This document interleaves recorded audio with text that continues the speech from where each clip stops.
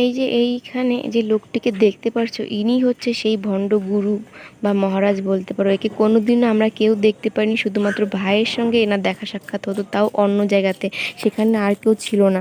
তো এই লোকটি আমার ভাইকে পুরো নিজের বশে করে রাখতো, কিছু খাইয়ে হয়তো বা কোনো কিছু ভয় দেখিয়ে, যার জন্য ভাই কোনো কিছু আমাদেরকে বলেনি। কিন্তু এই লোকটিকে কি কোনো দিক থেকে বলো গুরু বা মহারাজ লাগছে? আর এই যে দেখতে পাচ্ছ আমার ভাইয়ের নাম্বার দিয়ে পেটিএম করা, যেটা সেই লোকটির ফেসবুকে কভারের ফটো ছিল, যে শেষ যত কিছু করতো টাকা পয়সার ব্যাপার আমার ভাইয়ের নাম্বারে করতো, আর তারপরে সেই সমস্ত টাকা নিত সেই লোকটা। আমার বাবা যা টাকা পয়সা পাঠাতো সেই সমস্ত টাকা ওই লোকটির কাছে ছিল। আমার ভাই যেদিনকা মারা যায় সেদিনকা ও না খেতে পেয়ে মারা যায়, ওর কাছে 1 টাকাও ছিল না, ব্যাংকে 1 টাকাও ছিল না। এটা কখনো সম্ভব? বাবা তোকে টাকা পাঠাতো, সে টাকা কোথায় যেত?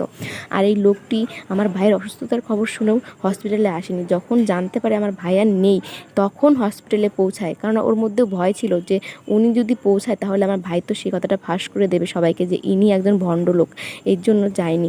আর তোমরা সবাই বলছো আমরা কেস করতে বা কিছু করতে, আমরা কি করতে পারবো? কিচ্ছু করতে পারবো না, কারণ আমাদের অত ক্ষমতা নেই।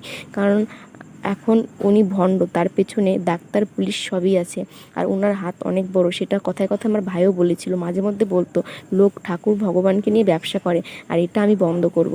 এ হয়তো শেষ মুহূর্তে ভাইও বুঝেছিল যে এই লোকটি সুবিধার না, এর পেছনে 2 নম্বরই কোনো ব্যবসা আছে। তখন ও চেয়েছিল বাড়িতে আসবো, ওকে আসতে দেয়নি, আর এভাবে মেরে ফেলেছে। যেটা কেউ নাম দিয়েছে আমার ভাই পড়ে গেছে, কিন্তু পড়ে যায়নি, ওকে মেরে ফেলা হয়েছে।